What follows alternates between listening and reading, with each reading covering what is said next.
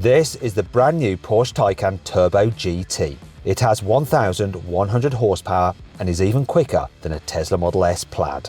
But that's not the only awesome car that's just been revealed. This is the replacement for the legendary Dodge Charger. This is the hottest new Mercedes E-Class AMG. And this is a brand new V16 engine that's about to be fitted to a new Bugatti hypercar. But all of that is just the start, because Rivian, Audi and Volkswagen have also revealed some brand new cars, and I'm going to tell you everything about them in this video. The new Taycan Turbo GT is the most powerful Porsche road car ever made. In boost mode, you get 1,100 horsepower. That's 80 horsepower more than a Tesla Model S Plaid has. The standard Turbo GT accelerates from 0 to 60 miles an hour in 2.3 seconds. But the Weissach model managed to do the sprint in 2.2 seconds. But Porsche hasn't just given this new car loads of extra power, it's also retuned the active suspension with special GT settings. There are plenty of aerodynamic upgrades too, including a fixed rear wing that helps produce 220 kilograms of total downforce. But why does an electric car need downforce? After all, downforce equals drag equals reduced range. Well, Porsche is going for lap records with this new GT version of its flagship EV. The Turbo GT Weissach has already broken the Laguna Seca lap record for electric cars with a time of 1:27.87. That's quicker than a Tesla Model S Plaid's lap time. A prototype Taycan Turbo GT also lapped the Nürburgring in 7 minutes 7.55 seconds. That's over 17 seconds quicker than a Model S Plaid managed with the upgraded track pack. This all sounds great, but I can see some big problems with this new Porsche. I'm not talking about the bright purple paint, that's actually quite cool. I'm talking about the price. The Taycan Turbo GT costs £186,000. And if you go for the Weissach model, you don't even get any back seats. This makes sense in a proper stripped out track car like my own Porsche 911 GT3 RS. But having no back seats in a four-door car is absolute madness. What do you think though? Do you like this crazy new Taycan, or do you prefer a Model S Plaid? Let us know in the comments. Bugatti has killed the Chiron, and its iconic quad-turbo W16 engine is dead too. Don't worry though, because it's going to reveal a brand new hypercar very soon, with a brand new V16 engine. And here is what it sounds like.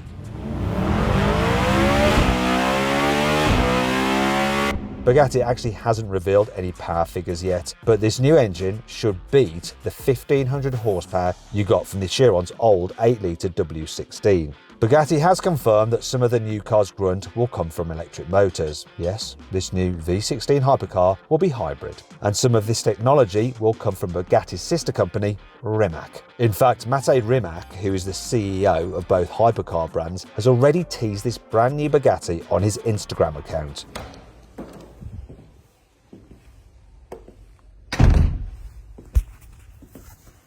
Not yet.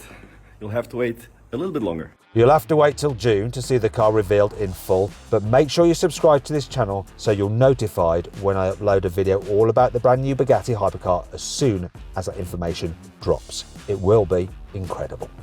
Mercedes has just revealed the latest AMG version of the new Mercedes E-Class, the E53. Okay, so it's actually a hybrid, which is bound to upset some AMG purists, such as myself. But you can't argue with the fact it has 612 horsepower and does 0 to 60 miles an hour in 3.8 seconds. This car's hybrid system is very different from the one you get in the AMG C63. You see, the E53 has a 3-litre turbocharged straight-six engine instead of a 2-litre turbocharged 4-cylinder like in the C63. And the AMG E-Class's electric motor is mounted inside the gearbox instead of under the boot floor like in the C-Class. Mercedes has also beefed up the E-Class's four-wheel drive system for this new AMG model, and it's redesigned the suspension and fitted new bumpers. You also get new wheels, new trim, and you can choose from an E53 Saloon or an E53 Estate if you fancy bringing the dogs for a ride too. Mercedes hasn't confirmed how much this new car will cost, but you probably won't get any change from £100,000. Also, they haven't explained how much heavier it's going to be than the old E63 AMG Saloon. You know, the V8 without any batteries or hybrid tech.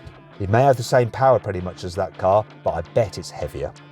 Want to sell your car quickly, easily, and for a fair price? Then head to CarWow to have over 4,000 trusted dealers ready to bid on it in an online auction. First, enter your car's registration to get an instant approximate valuation. Then, if you want to proceed, give us some more details and upload some photos, and we'll help you set a fair reserve price for your car. That's the minimum amount you'd be happy to sell it for. Once you've done that, we'll enter your car into an online auction. When the auction's over, we'll let you know the result, and the dealer with the winning bid will be in touch to arrange easy payment and free collection of your car. 93% of sellers surveyed said they got the price they expected or more through CarWow. The best bit is, it's completely free! I put a link in the description of this video and the pinned comment to take you directly to CarWow, where over 4,000 dealers are ready to bid on your car. Or you can just click on the pop-out banner that should be appearing in the top right-hand corner of the screen now. Alternatively, just Google "Help Me CarWow" and we will help you sell your car quickly, easily, and for a fair price. On with the video. The old Dodge Charger was one of the wildest old-school performance cars you could buy. But an all-new Charger Daytona has just been revealed, and it's a very different animal. For starters, you can't get it with a V8 anymore. What? That's a bit like ordering a McDonald's quarter pounder without the beef patty.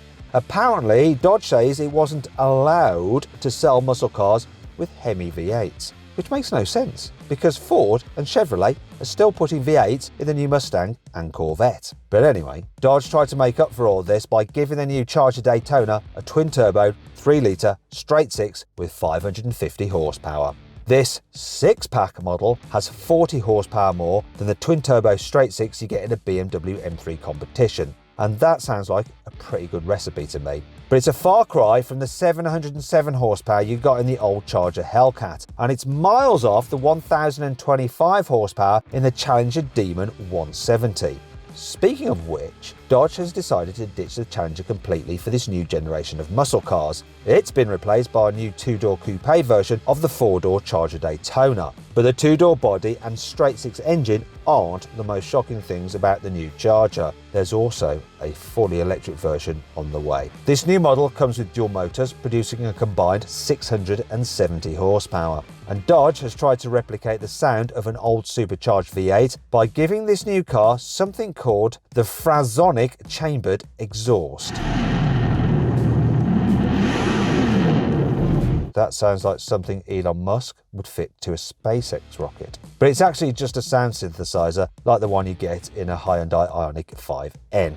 Just fake noises played through the car. I'm not sure I like the sound of that. But there is one aspect of this new Dodge that I really like. They all come with four-wheel drive as standard. The old Challenger and Charger Hellcats were designed to give their best performance on proper drag racing strips, so they struggled to put their power down on unprepped surfaces. This new four-wheel drive Charger should have no trouble getting off the line. Dodge claims the new electric version will do 0 to 60 miles an hour in 3.3 seconds and complete the standing quarter mile in 11.5 seconds. Now that's only half a second slower than the quickest quarter mile time I've had from an 808 horsepower Dodge Demon. To see how a Dodge Demon compares with a Porsche 911 Turbo S in a drag race and the disadvantages of those cars when you race them on an unprepped surface, click on the pop-out banner appearing in the top right-hand corner of the screen, or you can just use your phone to scan the QR code, which will be shown on the screen right now. Rivian has revealed a new R2 SUV and a cool-looking R3 hatchback. Unlike the R1T and the R1S, which you can already buy in the US, these new cars will go on sale in Europe, but not until 2026. The R2 comes with single, double and triple motor options, and long-range cars should manage 300 miles on a full charge. That's about 30 miles less of what a Tesla Model Y long range is supposed to be able to do. Rivian hasn't said how much power each version has, but it confirmed the tri-motor R2 could do 0 to 60 miles an hour in less than 3 seconds. That means it beats a Tesla Model Y performance by half a second. Rivian hopes to steal another march on Tesla with the new R3, which is more like a jacked-up hatchback than a proper SUV. expect a range of around 300 miles from long-range versions, and the quickest R3 should match the R2's 0 to 60 time of around 3 seconds. What's more, Rivian is putting its money where its mouth is with these new cars. It claims the R2 will cost just $45,000 when it goes on sale in the US, although you can bet it's going to cost more than £50,000 when it finally arrives in the UK. But Rivian won't just have competition from Tesla when it arrives in Europe, it'll also have to compete against huge Chinese brands such as BYD. If you've never heard of BYD, click on the pop-out banner or scan the QR code on your screen now to check out my in-depth review and drag race comparison between a BYD Seal and the new Tesla Model 3. Speaking of performance electric cars, this brand new Volkswagen might replace the Golf GTI and Golf R when everything has to be fully electric. It's called the ID3 GTX, and in many ways it's VW's first proper electric hot hatch. The standard GTX produces 286 horsepower, but performance models have 326 horsepower. That's over 80 horsepower more than a new internal combustion engine Golf GTI, and 6 horsepower more than you get from a top spec Golf R. In terms of raw performance, the ID3 GTX doesn't quite have the edge over the petrol-powered Golf R though. Still, Volkswagen say it'll do 0 to 60 miles an hour in 5.6 seconds. So it's not slow, and the instant torque from its electric motor means it'll definitely feel punchy too. But my favourite thing about it is that it's rear-wheel drive, so hopefully you'll be able to drift it. I don't mean drifting with the help of some electronic trickery like in the Golf R, I mean proper rear-wheel drive drifting. I'll be sure to find out when I review this car soon. Finally though, we come to Audi, which has just shown off a facelifted A3 hatchback. It even revealed a new jacked-up all-street version. Exciting, right? No, not really.